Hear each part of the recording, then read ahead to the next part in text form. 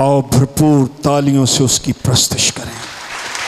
Glory to Jesus, glory to Jesus, glory to Jesus, Jesus, Jesus, Jesus. Hallelujah, hallelujah, amen, आमेन।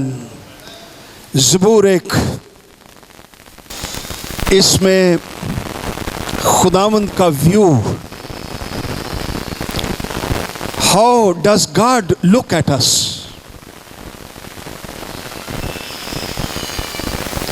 हम पर खुदावंद कैसे निगाह करता है। खुदा के कमेंट्स इंसानों के बारे में। आइए देखें पहली आयत से। मुबारक है वो आदमी जो शरीरों की सलाह पर नहीं चलता और खताकारों की राह में खड़ा नहीं होता, ठट्ठा बाजों की मजलिस में नहीं बैठता, बल्कि खुदावंद की शरीयत में उसकी खुशनुदी है और उसी की शरीयत पर दिन रात उसका ध्यान रहता है। वो उस दरख्त की मानिंद होगा जो पानी की नदियों के पास लगाया गया है, जो अपने वक्त पर फलता है, जिसका पत्ता भी नहीं मुरझाता।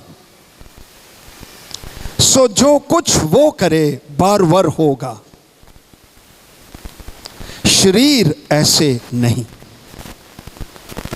बल्कि वो भूसे की मानिंद हैं जिसे हवा उड़ा ले जाती है। इसलिए शरीर अदालत में कायम ना रहेंगे, ना खताकार सादिकों की जमात में, क्योंकि खुदावंद सादिकों की राह जानता है, पर शरीरों की राह नाबूद हो जाएगी। यहां यह ज़बूर शुरू होता है मुबारक से। मुबारक के लिए जो लफ्ज़ आम पुराने अहदनामे में इस्तेमाल होता है, बारूक, वो नहीं है। लफ्ज़ आशरे, मुबारक है वो आदमी जो शरीरों की सलाह पर नहीं चलता, खताकारों की राह में खड़ा नहीं होता, ठट्ठाबाजों की मजलिस में नहीं बैठता। ये मुबारक है, आशरे। इसका मतलब है जिस पर खुदा की बरकत होती है। इसका मतलब है बातनी लिहाज से आसूदा शख्स, डीपली सेटिस्फाइड, बढ़ते रहने वाला शख्स। मुबारक की तशरीह हो रही है जो बढ़ता जाएगा, तरक्की करता रहने वाला शख्स, खुशहाली में रहने वाला शख्स, जिसके बातन में शादमानी होती है, सही समत में रहने वाला शख्स, जिसमें खैरियत से होने का गहरा एहसास रहता है, मजबूत साबित कदम रहने वाला, यहोवा के फजल से मजबूत किया हुआ शख्स मुबारक के मानी है। कौन है ये शख्स जिसके दिल में हालात के बावजूद शादमानी, आसूदगी, तरक्की, मजबूती, राइट डायरेक्शन रहती है। ये वो है जो शरीरों की सलाह पर नहीं चलता। ये वो है जो खताकारों की राह में खड़ा नहीं होता। ये वो है जो ठट्ठाबाजों की मजलिस में नहीं बैठता, बल्कि खुदावंद की शरीयत में उसकी खुशनुदी है और दिन रात उसका ध्यान कलाम पर रहता है। वो इस दरख्त की मानंद है जो पानी की नदियों के पास लगाया गया है और वो सरसब्ज रहता है, पत्ता भी नहीं मुरझाता, बार बार होता है। ये मुबारक शख्स है जिसका जिक्र हम पढ़ रहे हैं। एक और हैरान कुन बात यहां पर यह है, मैंने बताया कि यहां लफ्ज आशरे लिखा हुआ है। यह प्लूरल कंस्ट्रक्शन है, सीगा जमा है। इसका तर्जमा करना मुश्किल है, इस प्लूरल का, इस जमा का। स्पर्जन ने इसका तर्जमा यूं किया है, ओ ब्लेसडनेसेस ऑफ गॉड, के मुबारकबादियां, बरकतें। और वो इसकी तशरीह करता है जिसमें डबल जॉयस, दुगनी खुशियां, बंडल्स ऑफ हैप्पीनेस, खुशियां दियां पंडा ऐ कह लो, एक पंड भी नहीं। And the mountains of delight, शादमानी के पहाड़। ये उस शख्स के हैं जो शरीरों की सलाह पर नहीं चलता। और ऑर्डर देखिए, शरीरों की सलाह पर चलना वॉक, खताकारों की राह में खड़े होना स्टैंड, और ठट्ठाबाजों की मजलिस में बैठ जाना यानी सेटल्ड इन हो जाना। आहिस्ता आहिस्ता आदमी पहले सुनता है शरीर सलाहकारों की कि वो क्या कहते हैं, कंसिडर करता है, फर्स्ट स्टेप लेता है, फिर उनकी राह में खड़ा हो जाता है, बिहेवियर चेंज होने लगता है, और फिर वो ऐसे लोगों की मजलिस में सेटल्ड इन हो जाता है, बैठ जाता है, कंफर्टेबल फील करना शुरू कर देता है, चलने से खड़ा होता है और फिर बैठ जाता है, सेटल्ड इन हो जाता है। इसका मतलब फिर यह निकला कि मुबारक वो शख्स है जो बुरी सोहबतों से अलग रहता है, सेपरेट रहता है, उनमें जाकर फंसता नहीं और आलूदा नहीं होता। इसलिए कि बुरी सोहबतें, आज नौजवानों के साथ खास तौर पर कलाम कर रहा हूं, when you choose your friends be careful। आप किस तरह के फ्रेंड्स, किस तरह की सोहबतें चूज करते हैं। तेरे दोस्त कौन हैं, तुझे इंस्पायर करते हैं या तुझे मसीह यीशु की रिफाकत से दूर लेकर जाते हैं। Choose your friends that inspire you. सोहबत के अंदर पावर होती है, सोहबत खींच लेती है, क्योंकि सोहबतों में आपकी चॉइस, आपकी पसंद, आपका इरादा शामिल होता है। और फ्रेंड्स नौजवानों पर ताकत रखते हैं और उनको मोल्ड कर देते और उनको चेंज कर देते। और बाइबल मुकद्दस में लिखा है, पहला कुरिन्थियों 15वां बाब उसकी 33 आयत सोहबत के बारे में लिखा है, फरेब ना खाओ, डोंट बी डिसीव्ड। बुरी सोहबतें अच्छी आदतों को बिगाड़ देती हैं। बुरी सोहबतें, बैड कंपनीज, बैड फ्रेंड्स तेरी अच्छी आदतों को, तेरे अच्छे कैरेक्टर को बर्बाद करके रख देंगे और तुझे खुदावंद से दूर ले जाएंगे। आज गौर कर, तेरे फ्रेंड्स कौन से हैं, और अगर वो शख्स नहीं, आज तो कई तरह की सोहबतें निकली हुई हैं। इंटरनेट के ऊपर यह भी एक सोहबत है, टेलीविजन एक सोहबत है, बुक्स एक सोहबत है, बहुत किस्म किस्म की सोहबतें जिनके अंदर नौजवान आकर उनका बिहेवियर, उनका रवैया, उनका ईमान, उनकी जिंदगी चेंज होनी शुरू हो जाती है। और मैंने देखे हैं ऐसे नौजवान जो बड़े सरगर्म थे लेकिन बरगश्ता हो गए और कई खैर साहब की तालीम की तरफ राग़िब हो गए, गलत कार्यों में फंस गए, कई पोर्नोग्राफी में नंगी तस्वीरों देखने में इनकी तरफ राग़िब हो गए और अपनी जिंदगी और शख्सियत को बर्बाद कर लिया, कई मास्टरबेशन की तरफ राग़िब हो गए, कई प्रोस्टिट्यूशंस की तरफ राग़िब हो गए, कई सेक्सुअली फैंटेसाइज करने लगे और जिंदगियों को बर्बाद कर बैठे और आज ईमान में जिंदा और ताज़ा नहीं है। लेकिन मुबारक है वो शख्स जो शरीरों की सलाह पर नहीं चलता और खताकारों की राह में खड़ा नहीं होता और ठट्ठाबाजों की मजलिस में नहीं बैठता। वो मुबारक शख्स है और उस मुबारक शख्स के लिए जोरदार तालियां बजाइएगा।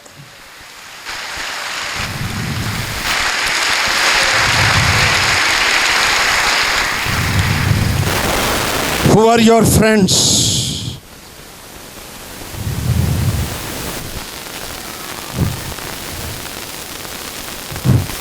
ये बड़े पहले स्टेप से काम शुरू हो जाता है। पैदाइश की किताब 13वें बाब में एक शख्स के बारे में हम पढ़ते हैं जिसका नाम लूत है। पतरस के दूसरे खत में उसके बारे में हम पढ़ते हैं वो रास्तबाज था लेकिन बेदीनियों के सबब से जो उसके इर्द गिर्द थी दिक था, यानी तंग था, बेचैन था अंदर, because he was settled in a wrong place. एक गलत जगह पर, गलत शहर में सेटल्ड इन हो चुका था। और ये स्टेप कहां से शुरू हुआ? आओ हम देखें पैदाइश की किताब उसका 13वां बाब। अब्राहम और उसके दरमियान कुछ टेंशन। अब्राहम ने कहा सलूशन कि हम अलग हो जाएं। अब्राहम का बड़ा दिल देखिए, कहता है लूत को अगर तू दाई जानब जाए मैं बाई जानब जाऊंगा, अगर तू बाएं हाथ जाए मैं दाएं हाथ जाऊंगा, क्योंकि उसका ईमान था कि खुदा मेरे लिए तख्त पर है और वो मेरी जिंदगी के सारे फैसले वो खुद करता है। लूत की तरफ देखिए, 3 स्टेप्स इन हिज लाइफ जो हमने ज़बूर 1 में देखे हैं। 10वीं आयत, 13वें बाब की 10वीं आयत लिखा है, तब लूत ने आंख उठाकर यरदन की सारी तराई पर जो जुगर की तरफ है नजर दौड़ाई। He looked, that was the first step, he looks. बर्बादी शुरू होती है by looking. You look, that is the first step. इसने यरदन की तराई को देखा, सरसब्ज जमीन को देखा। ये इसका मतलब है शरीरों की सलाह पर नहीं चलना। Don't look, don't go, don't walk, क्योंकि वो इससे पेशतर कि खुदावंद ने सदूम और अमूरा को तबाह किया। खुदावंद के बाग और मिस्र के मुल्क की मानंद खूब सैराब थी। जमीन ते इन्हें देख ली, लोकी जड़े ओदे विच वसदे सन पे सदूम और अमूरा में, उनका इसने ख्याल नहीं किया। दूसरा स्टेप 11वीं आयत में, सो लूत ने यरदन की सारी तराई को अपने लिए चुन लिया। He makes a choice, he decides. पहले इसने देखा, फिर इसने चुन लिया, फिर इसने फैसला किया। 3rd स्टेप, और वो मशरक की तरफ चला और वो एक दूसरे से जुदा हो गए। एक अच्छी सोहबत से जुदाई हो गई। अब्राहम तो मुल्क किनान में रहा जो प्रॉमिस लैंड थी, खुदा के मंसूबे में थी। लूत ने तराई के शहरों में सुकूनत इख्तियार की, ही सेटल्ड इन। और यहां पर इब्रानी लफ्ज वही है याशूब जो यहां पर इस्तेमाल हुआ कि वो ठट्ठा बाजों की मजलिस में नहीं बैठता। He doesn't get settled in. एक ही लफ्ज है जो इस्तेमाल हुआ है लूत के लिए, और इसकी बाबत आप जानते हैं कि फिर क्या हुआ। इसके इर्द गिर्द करप्शन, बेदीनी, होमोसेक्सुअलिटी, फ्रीडम, इसका इसने गौर नहीं किया था। इसको नुकसान उठाना पड़ा बुरी सोहबतों के लिए। और जब खुदा सदूम और अमूरा को बर्बाद करना चाहता था और इसने अपने दामादों के साथ गुफ्तगू की कि आओ यहां से निकल चलें, that was too late for him. दामादों के बारे में लिखा हुआ है कि लूत उनकी निगाह में मुज़हिक सा मालूम हुआ। He lost his respect. He made a wrong decision. सोहबत गलत। He ended up in a cave, एक गार के अंदर चला गया। जितने सोहबतें बुरी के अंदर चले जाते, सुनते, चलते, बैठते, सेटल्ड इन हो जाते, उनका खात्मा गारों के अंदर ही होता है। वो गारों के अंदर चले जाते, जिंदगी के अखाड़े से बाहर हो जाते, उनका सफर खत्म हो जाता। जो बुरी सोहबतों के बायस मुख्तलिफ बंधनों के अंदर शिकार हो जाते। ऐ नौजवान, आज तू गौर कर कि वेयर आर यू, तेरी सोहबतें कैसी हैं। और उस गार के अंदर जो कुछ हुआ उसको बयान करना हौलनाक बात है। That is the end of लूत। इसलिए खुदा का कलाम कहता है, मुबारक है वो आदमी जो शरीरों की सलाह पर नहीं चलता, खताकारों की राह में खड़ा नहीं होता, ठट्ठाबाजों की मजलिस में नहीं बैठता। ये तो हो गई separation. He doesn't follow these people. और ना ही वो बुरी सोहबतों के अंदर चला जाता है, लेकिन बल्कि इसके उलट वो क्या करता है, मुबारक शख्स क्या करता है, खुदावंद की शरीयत में उसकी खुशनूदी है। ही फील्स जॉय जब वो अपने खुदा के कलाम को पढ़ता है, उस पर गौर करता है। ये उसकी परवरिश, उसकी नूरिश, उसकी रोटी। कलाम उसको सराब करता है। कलाम की कंपनी बहुत अच्छी है, ये इल्हामी कलाम।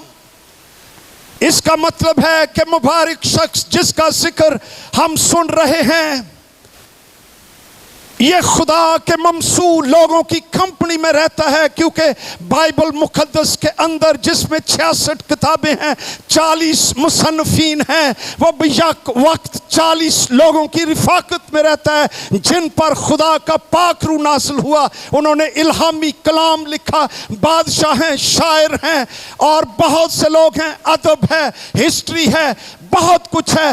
बाइबल मुकद्दस की सोहबत में रहने वाला शख्स, और वो इस पर दिन रात ध्यान करता है। What a beautiful company. Colossians chapter 3 verse 16, उसमें लिखा हुआ है, मसीह के कलाम को अपने दिलों में कसरत से बसने दो। Allow the word of God, कलाम को अपने दिल में कसरत से, बहुतात के साथ बसने दो। It is good for you,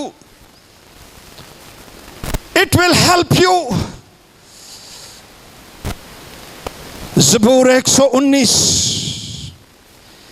162 आयत, मैं बड़ी लूट पाने वाले की मानित तेरे कलाम से खुश हूं। What a wonderful expression.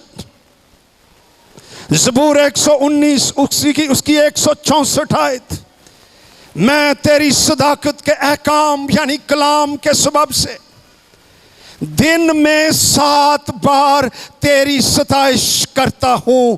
I praise you 7 times a day। अंदाजा कीजिए, मैं दिन में 7 बार तेरे कलाम के सबब से मैं तेरी सताइश करता हूं। तेरा कलाम इसके सबब से 7 बार a day। बिल्कुल ओंजीजे जैसे डॉक्टर के पास चले जाएं और वो आपको कहता है ए 3 वेले दिहाड़ी च ए तू पूड़ी खानी है, सुबह फिर दसेगा नाश्ते तो बाद, दोपहर नू ते शाम नू 3 times a day eat this medicine। हम जनाब कोई बड़ी खेच के साथ सोच के साथ नहीं नहीं डॉक्टर ने क्या है, नागा नहीं होना चाहिए। अरे देखो दाऊद की जिंदगी, मैं 7 बार एक दिन में 7 times a day आसमानी दवा, आसमानी कंपनी, तेरा कलाम, तेरी सदाकत के अहकाम, मैं इनके सबब से ऐ खुदा मैं तेरी सताइश करता हूं। हालेलुया। कलाम के लिए मैं तेरी सताइश करता हूं। आई डोंट नो अगर कभी आपने कहा हो ऐ खुदावंद किताब मुकद्दस के लिए तेरा शुक्र करता हूं। क्या दौलत, क्या मिरास, क्या जिंदगी का कलाम तूने मेरे हाथों में दे दिया है। मैं बाइबल मुकद्दस के लिए मेरी जुबान में, मेरी कीमत में मेरे पास मौजूद है, मैं इसके लिए मैं तेरा शुक्रिया अदा करता हूं। बाइबल मुकद्दस खुदा का कलाम। Hallelujah, hallelujah. अरे भूल जाओ ये बातें कि खुदा का कलाम बाइबल मुकद्दस बदल गई है। हर सेंचुरी में खादमों ने पूछा कहां से बदली, किसने बदली, कब बदली, क्या क्या इसमें बदला। आज तक कोई शख्स सामने नहीं आया और उसने बताया हो असल बाइबल को देखो और जो मौजूदा बाइबल तुम्हारे पास है ये फर्क है। आज तक 2000 साल बीत गए, यही खुदा का कलाम है और ये कलाम तब्दील नहीं हुआ और ये खुदा का कलाम है। Hallelujah, hallelujah. बाइबल मुकद्दस के लिए जोरदार तालियां। Hallelujah, glory to God.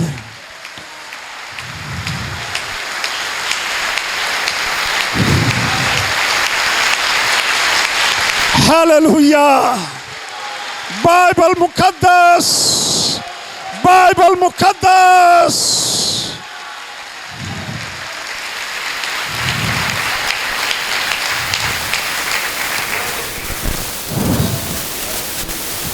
यहूदियां ने बदल दी होनी है यहूदी।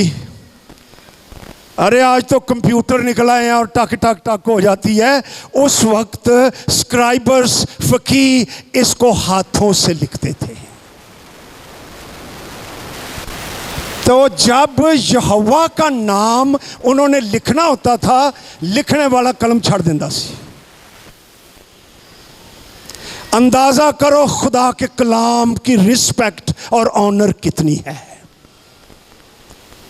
कलम छोड़कर जाकर गुस्ल करता था, नए कपड़े पहनता था और साफ होकर आकर फिर यहोवा का लफ्ज लिखता था।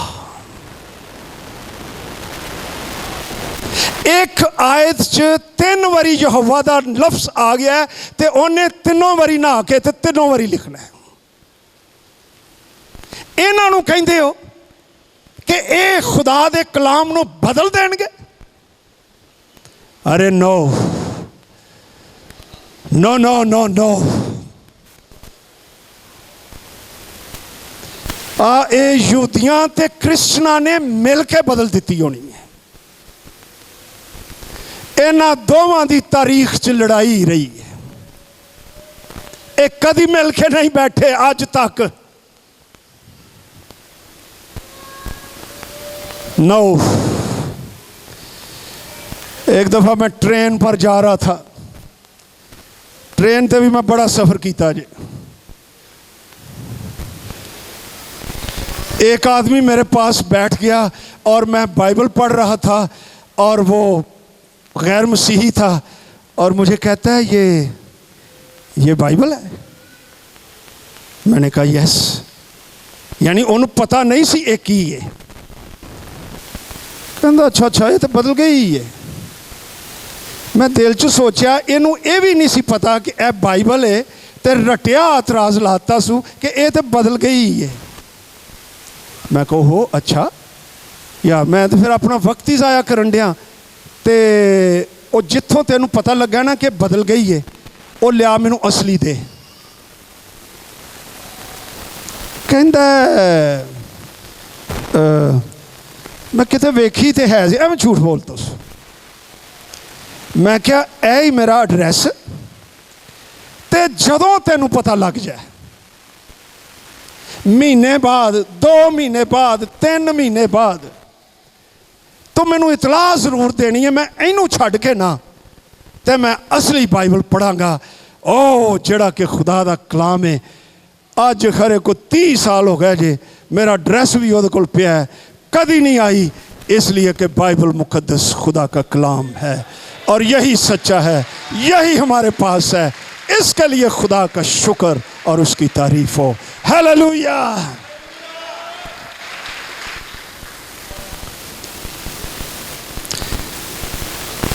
एक 119 127 मैं तेरे फरमान को सोने से, फरमान लफ्ज़ है कलाम लई, बल्कि कुंदन से भी ज़्यादा अजीज रखता हूँ। कुंदन का मतलब जिन्होंने नहीं पता, प्योर गोल्ड, फाइनेस्ट गोल्ड, या 24 करात का सोना। नहीं इधर इधर सोना, इधर राइट भैनों। खुदा का कलाम दाऊद कहता है सोने से भी अजीज, कुंदन से भी, 24 कैरेट्स गोल्ड, प्योर गोल्ड, मुझे इससे भी ज्यादा अजीज है खुदा का कलाम जिसमें जिंदगी है। फिर लिखा हुआ है ज़बूर 119 उसकी 111 आयत, मैंने तेरी शहादतों को अपनी अबदी मिरास बनाया है। What a expression. क्योंकि उनसे मेरे दिल को शादमानी होती है। 119 उसकी 97 आयत, आह मैं तेरी शरीयत से कैसी मोहब्बत रखता हूं, मुझे दिन भर उसी का ध्यान रहता है। यह है मुबारक आदमी जिसका दिल, ध्यान, ख्याल खुदा के कलाम की तरफ, उसकी खुशनुदी व शादमान हो जाता है जब बाइबल के करीब होता है। वक्त ढूंढता रहता है मैं कब इसका मुताला करूं। गल मेरे ज़हन च आ गई है। हमारे चर्च में एक बहन हुआ करती थी, वो दूसरे पासों आई, हाईली एजुकेटेड, आपके दरमियान बैठकर खुदावंद की इबादत करती रही है। आज वो आसमान पर है। इबादत तो बाद उन्हें मेरे को आ जाना करना, ते जेड़े जेड़े ओदे सवाल होने उन्हें मैनू पूछने कलाम दे विचों। एक दिन मुझे कहती है, पादरी साहब मैं इस कलाम को, बाइबल मुकद्दस को दिन रात पढ़ती हूँ, ये मेरी जिंदगी की रोटी है। मॉरिस किन्निया दिनों च कहती सी बाइबल खत्म कर लेनी है। एक गवाह जे 10 दिन कोई सही कड्डो जिन्हें पढ़ी होवे 10 महीने च भी। ए औरत भुखी खुदा दे कलाम दी रात दिन घंटों खुदा का कलाम पढ़ती रहती थी। ओ मैं ज्यादा बातें उसके बारे में नहीं बता सकता, लेकिन she loved the word of God. अरे ये रोज की रोटी है, ये ईद का केक नहीं साल दे साल पढ़ना है। कईयां लिए केक जे कदों कदों केक खांदे हो? बर्थडे, वड्डा दिन, कोई खास मेहमान, केक आ गया, लो जी केक खा लो। अरे this is not a cake, यह जिंदगी की रोटी है, नूरिश करती है डेली ऑल द टाइम। इसको खाइए, ये स्टेपल फूड है ईमानदार की। और जो शख्स खुदा के कलाम के बारे ये रवैया रखता है, उसकी बाबत लिखा है वो उस दरख्त की मानिंद होगा। क्या शायरी है, ज़बूर शायरी है। वो उस दरख्त की मानिंद होगा जो पानी की नदियों के पास लगाया गया है। मतलब एदा की ओदियां जड़ां पानी वाले, तो पानी उसकी जड़ों की तरफ आता है, उसको नूरिश करता है और खुराक ऊपर पहुंचाता है, उसके पत्तों को हरा भरा रखता है, फल भी आते हैं, बढ़ता भी है, तरक्की भी करता है। ये वो शख्स है जो खुदा के कलाम में खुशनुदी महसूस करता है। तो जिन्हें कदी कदी कढ़नी है घटा शटा झाड़ना है, उंज शायद कईयां ने घटा शटा ना पहन दिता होवे, क्योंकि असी बड़े खैरत वाले क्रिश्चन हाँ।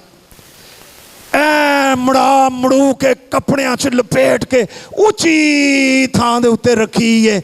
असर है ना कल्चर का। वो ये कदी पढ़ी भी हो ना, ना ऊंची थां ते बाइबल रख, वो ये पढ़ी भी हो नहीं, ये रखो ही तो बरकत मिल जाती है।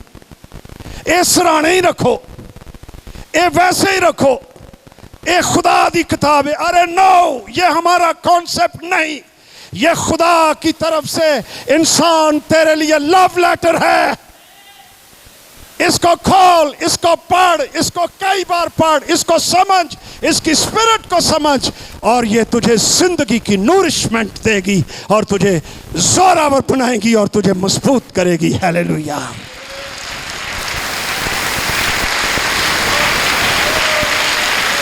Praise the Lord. तो ये शख्स एक ऐसे दरिया दरख्त की मानिंद है जिसको पानी मिलता रहता है, जो वक्त पर फलता है, फ्रूटफुल लाइफ, जिसका पता भी नहीं मुरझाता, नो डेथ। जो कुछ वो करे वो बार बार होगा। प्रोस्पेरिटी, खुशहाली, ये उस शख्स के लिए है जो कलाम पढ़ने वाला है। ज़बूर 92 में भी ऐसी ही बातें हैं। मैं इसको मुख्तसर कर रहा हूं। ज़बूर 92 देखिए 12 से 15 आयत तक। वहां भी सादिक को दरख्त कहा गया है। बड़ी अच्छी बातें वहां भी लिखी हुई है।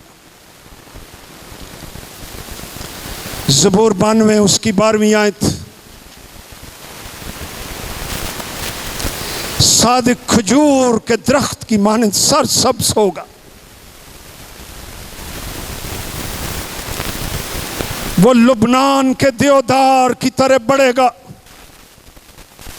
जो खुदावंद के घर में लगाए गए हैं। वो हमारे खुदा की बारगाहों में सरसब्ज होंगे। ये सादकों की बात लिखी हुई है।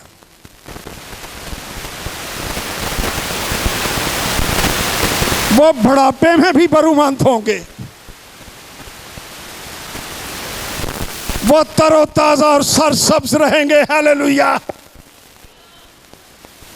ते ओ जिहड़ी गल ना हुण मैं बुढ़ा हो गया वा, ये ईमानदारां लई नहीं। बदन बुढ़ा हो गया होगा, रूह उनकी फ्रेश, तरोताजा, सरसब्ज बढ़ती रहेगी, नई रहेगी, बच्चे की तरह रहेगी, प्रस्तुत सताइश से बड़ी रहेगी।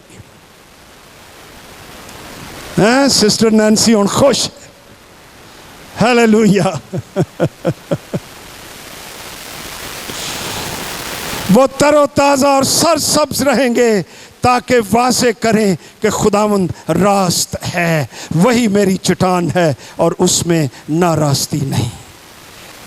चौथी आयत में क्या लिखा है? शरीर ऐसे नहीं। मेरे पीछे पीछे कहिए, शरीर ऐसे नहीं। नहीं, ये तो ही हौली हौली शक नाल किया है। शरीर ऐसे नहीं। हालेलुया। वो कैसे हैं? आगे लिखा है वो भूसे की मानद हैं, जिसे हवा उड़ा ले जाती है। भूसा कहते हैं तूड़ी को। अरे यहां पर जो लफ्ज है इब्रानी जुबान में भूसा, कमित्स, इसका मतलब है they are like a trash. Trash समझते हो ना? ए ओ ही जे, दे आर अ ट्रैश। ओ दुनिया च भावें अपने आप को की समझते हो, ये खुदावंद का व्यू है जो मैंने शुरू में कहा। That is the theme.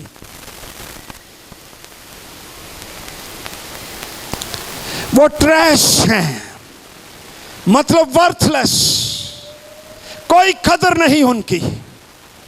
Instability, कोई क़याम नहीं है। इनसिक्योरिटी, कोई तहफ़्फ़ुज़ नहीं। हवा चलती है, उनको उड़ाकर ले जाती है। उनके अंदर गेहूं का दाना नहीं है। ये भूसा की हुंदा है, उसका छाछ उसके हाथ में है। याद है यूहन्ना बपतिस्मा देने वाला, वो गेहूं को तो अपने खत्ते में काम दी है, लेकिन भूसे को हमेशा से जलने वाली आग में डालेगा। That is worthless, nothing. यह शरीरों का हाल है। दुनिया नहीं जानती, खुदा का यह व्यू है शरीरों के बारे में। वो हालात के रहमो करम पर हैं। हवा उनको उड़ा ले जाती। वो अदालत में क़याम नहीं होगा उनको। शरीर अदालत में कायम नहीं रहेंगे, ना खताकार साधकों की जमात में, क्योंकि खुदावंद साधकों की राह जानता है, पर शरीरों की राह जिस पर वो चलते हैं नाबूद हो जाएगी। इट विल बी नो मोर, खत्म हो जाएगी।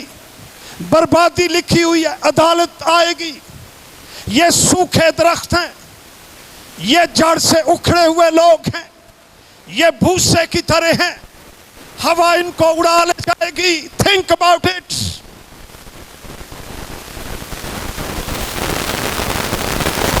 और ये इसलिए है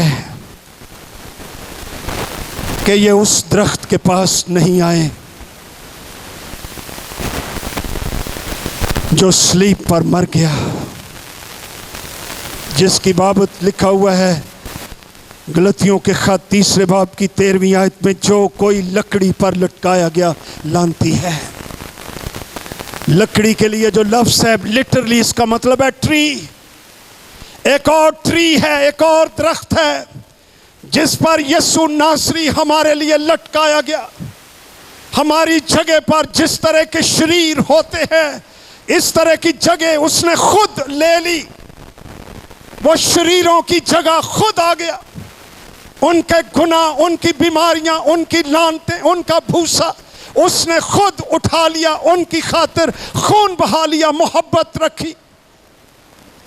वो इसलिए भूसे की मानद हैं कि वो इस दरख्त के पास नहीं आए जो सलीब कहलाती है, और वो शरीर हैं और वो अदालत में कायम नहीं रहेंगे। बेलशज़र बादशाह बाबिल का नाम सुना हुआ है। एक बेल्तशज़र ते एक बेलशज़र। ये उस फैमिली च पैदा होया, ਇਹਦੇ ਪਿਓ ने बड़े बड़े मोजज़े देखे, बड़े बड़े मोजज़े, यहोवा की तारीफ की। दानियल के दौर में बेटा पैदा हुआ, चाहिए था ये भी यहोवा के करीब रहता, लेकिन दूर हो गया, शरीर हो गया।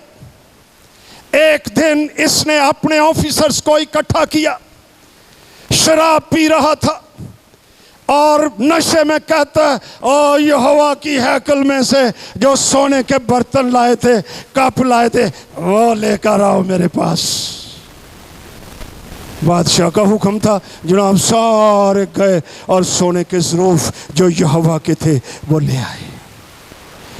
इनमें शराब डालो, मैं इनमें यहोवा के ज़रूफ में पीना चाहता हूँ। देख हाल इदा, देखो गुरूर, देखो शेखी, देखो घमंड, देखो शरीर की राह नाबूद हो जाएगी। जब ये पी रहा था और नशे कर रहे थे और बदमाशियां कर रहे थे, अयाशी कर रहे थे, इनके देखते देखते समाधान के सामने दीवार पर एक हाथ आया, खाली हाथ, और लिखने लगा।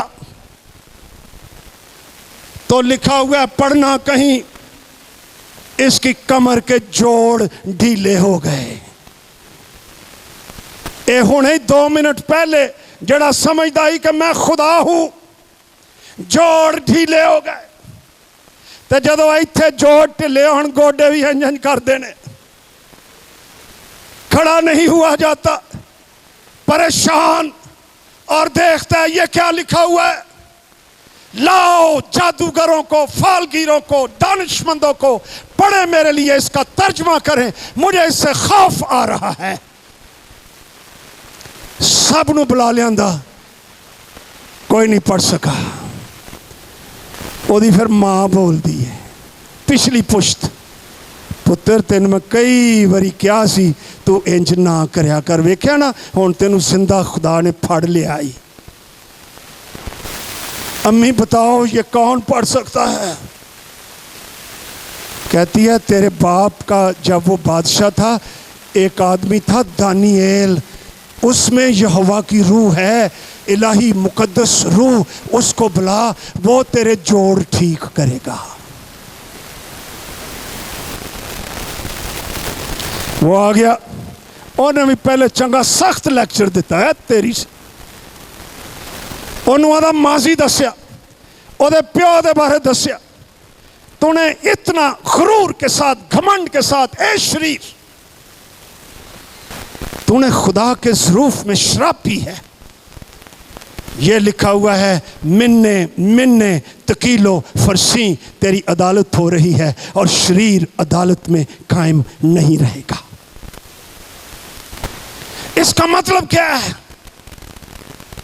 इसका मतलब है तू तराजू में तोला गया, लेकिन तू कम निकला, तेरी अदालत हुई है, तू हल्का है, तू भूसे की तरह है, तू कायम नहीं रह सकता, तेरी बादशाही खत्म हो जाएगी। इसलिए कि तू शरीर है, तूने कलाम का, खुदा की हुजूरी का लिहाज नहीं किया है। शरीरों की राह नाबूद हो जाएगी। शायद आज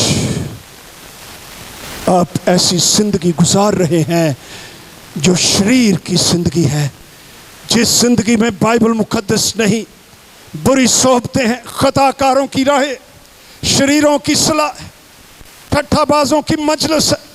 खताकारों में तेरी जिंदगी बर्बाद हो रही है और तू ईमान से दूर भागता जा रहा है। आज यीशु नासरी तुझे बुला रहा है, उस दरख्त के पास आ जा जो सलीब कहलाती, जहां पर तेरे लिए खून बहा दिया गया, तुझसे मोहब्बत रखी गई है।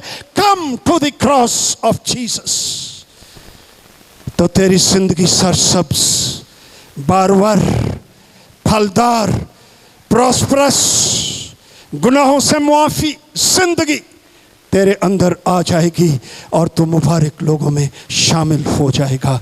हालेलुया। आओ हम सब अपनी आंखें बंद करें और दुआ करें।